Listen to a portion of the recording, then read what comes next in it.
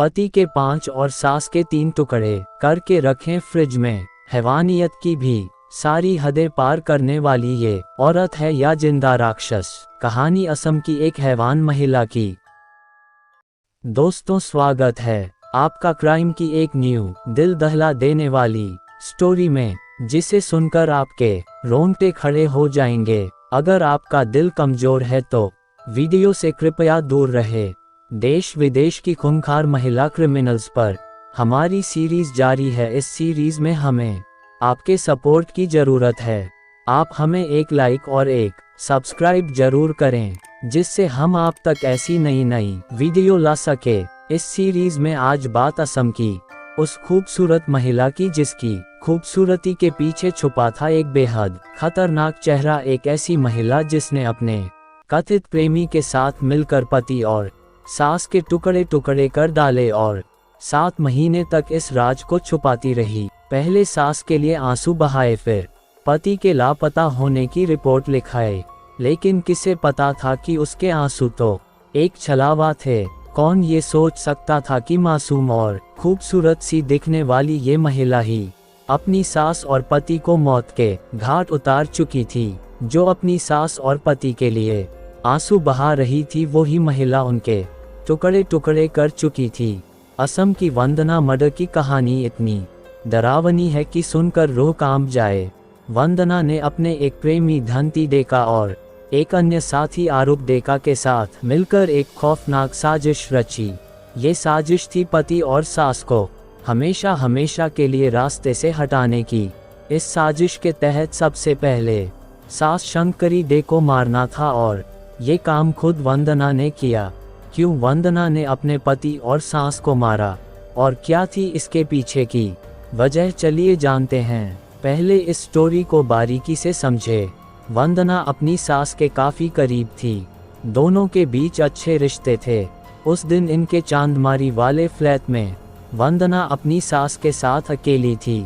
बस मौका देखकर इसने अपनी बूढ़ी सास का तकिए से गला दबा दिया। 62 साल की शंकरी देवी की तुरंत जान चली गई। इसके बाद इस खतरनाक महिला ने अपने दोनों साथियों को फ्लैट पर बुलाया। इन तीनों ने मिलकर शंकरी देवी की लाश को 3 हिस्सों में काटा और फिर उसे पॉलीथीन में भरकर फ्रिज में रख दिया। 3 दिन तक लाश फ्रिज में रही। ये अपने दूसरे घर में लौट आए और बेहद सामान्य तरीके से अपने पति के साथ रहने लगी। 3 दिन बाद ये अपने कथित प्रेमी और दूसरे दोस्त के साथ फिर उस फ्लैट में पहुंची और लाश के टुकड़ों को फ्रिज से निकाला, और ये तीनों कार में लाश को लेकर मेघालय के निकल पड़े। चेरापूंजी के पास जाकर इन्होंने पहाड़ियों से लाश के टुकड़ों को खाई में फेंक दिया और फिर वापस घर लौट आए।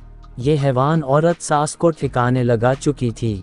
अब इसके रास्ते का कांटा था इसका पति अमृतज्योति। सोचिए, इस महिला ने करीब 12 साल पहले अपने पति से लव मैरिज की थी, और वो भी दोनों परिवारों के मर्जी के खिलाफ जाकर, और अब ये उसे ही अपने रास्ते से हटाना चाह रही थी। पति को रास्ते से हटाने के लिए इसने चुना 17 अगस्त 2022 का दिन। इसने पहले ही अपने घर में अपने दोनों साथियों को बुला लिया। उसके बाद लोहे की रॉड से इसने अपने पति के सिर पर जोरदार वार किया। इन तीनों ने तब तक उसे मारा जब तक उसकी मौत नहीं हो गई।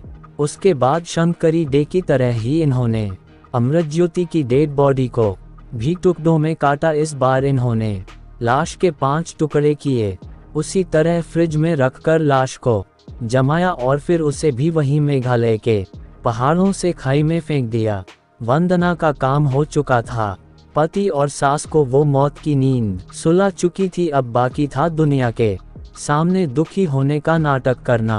29 अगस्त को बेहद दुखी हालत में वंदना कलिता थाने पहुंची। इसने सास और पति के लापता होने की रिपोर्ट पुलिस में दर्ज करवाई।